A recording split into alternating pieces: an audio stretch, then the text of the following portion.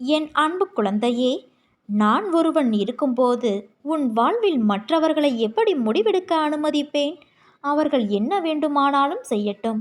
ஆனால் இறுதி முடிவை எடுப்பது உன் சாயப்பா என்பதை மட்டும் நீ நினைவில் கொள்.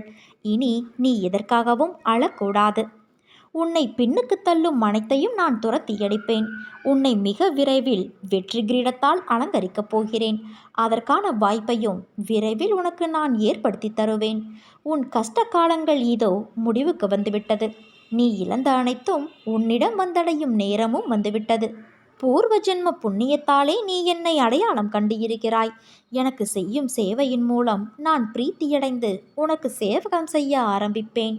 உனது நிலை முற்றிலும் மாறி இன்பமயமாகிவிடும். துன்பத்திற்கும் உனக்கும் நெடும் தூரம் இருக்கும். அப்போது நீ என்னை நோக்கி கூப்பிடுவாய். நான் உனக்கு உடனடியாக பதில் தருவேன்.